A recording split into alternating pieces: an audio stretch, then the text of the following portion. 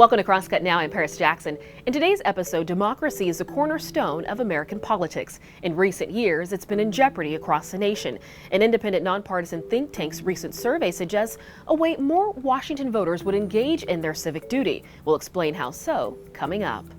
I sat down with Sightline Institute's founder and executive director, Alan Durning, to understand why he says all Washington cities suffer low voter turnout during odd-numbered election years due to a decades-old state law. Welcome, Alan. Thank you for joining us today. Oh, it's my pleasure to be here. There's a 60-year-old law in the books that requires cities and local districts to hold elections during odd-numbered years that's not tied to presidential or congressional elections. Why is that? Yeah, Washington passed this law in 1963 requiring all municipalities in the state and school districts and so on to hold their elections in November of odd-numbered years to keep them away from even-numbered years. There's a long history that goes back years and years before that in Washington, as in many other states, where this reform was intended to suppress the vote among poor people and people of color and people of less education. And also in other states, not in Washington, it was motivated by a desire to break up the political machines that controlled cities. So it was this big movement 100 and something years ago that we're still living with the residue of it today, and it's having the effect of suppressing turnout in our cities all across Washington state. And with that, your research finds at your institute, Sightline Institute, that it negatively affects voter turnout. How so? Yeah, we've studied every municipality in the state of Washington, every city and town, at least of mid or large size. And in every single case, we have less turnout in the local elections than we have in the state and national elections. The odd-numbered years, when we vote on city races, we get far fewer people participating than in the even-numbered years. In every single city, we find this.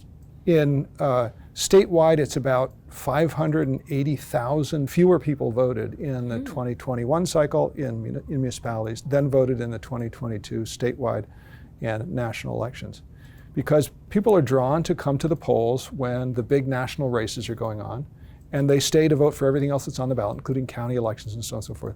But there's just less of a draw for people to participate in local elections. And your researchers specifically looked at the 2021 local elections versus the 2022 midterm elections, and you found some interesting things with regards to different cities and how turnout looked. Yeah. Kind of give us a breakdown on what you saw maybe in Tacoma or Seattle. Yeah. In Seattle, it was a 20% penalty in terms of reduced voter participation in local elections. In Tacoma, it was 39%. In Spokane, it was 43%. And across the state, it was an average of almost 40% of a reduction, a penalty in turnout that results from this state law that requires cities to hold their elections in odd-numbered years and doesn't allow them to hold them at the time when everyone wants to vote anyway. And what's fascinating, just as you mentioned, you classify it as a turnout penalty during those odd-numbered years and a turnout bonus during those even-numbered years. And in other words, you're getting that bonus when it's connected, as you mentioned, to the presidential election. It's a penalty to our democracy if we do something that reduces voter participation. In our country in recent years, there's been a huge fight over all the policies that are aimed to increase or to suppress voter participation. This is a giant issue in national debates, right? Here in Washington, we've exemplified a number of model policies for increasing voter participation. We do vote by mail. We automatically register people to vote. We've done all these things. And the one thing we haven't done is move our local elections to the time when people are voting anyway. And that one reform would swamp all the others in terms of the increase in participation. This isn't a novel idea, right? There are cities across the United States and other states that have moved their elections to be consolidated at the time of midterm and presidential elections, and they're getting huge increases in participation, sometimes twice the participation. And let's break that down when we talk about whether it's party lines, whether it's racial makeup, or whether it's the size of a city. You're saying from your research, that doesn't even matter because voter turnout during those even years is higher.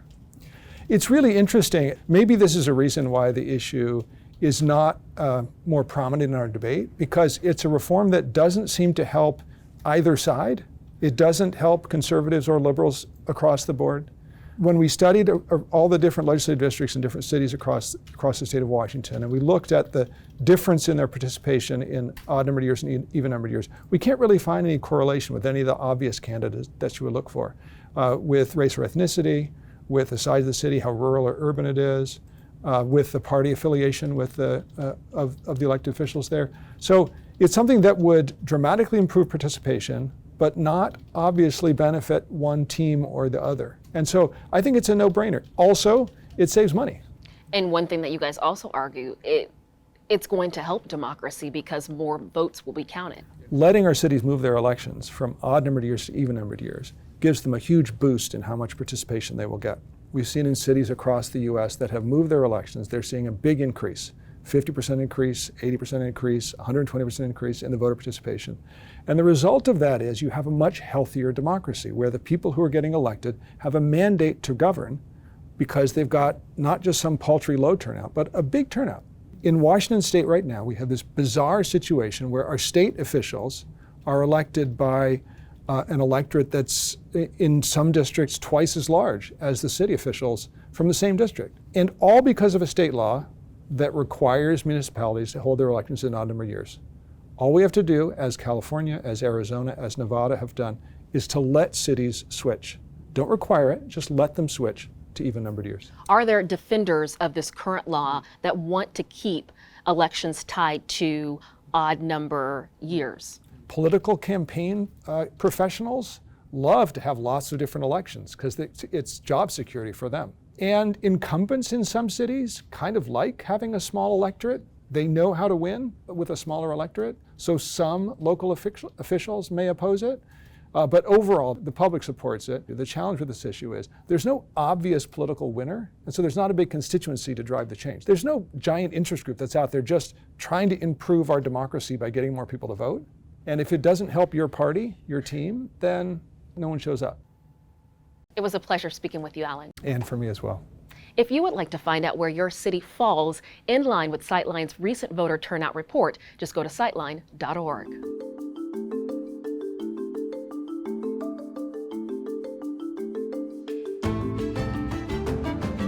I'm Paris Jackson. Thank you for watching Crosscut Now, your destination for nonprofit Northwest news. Go to crosscut.com for more.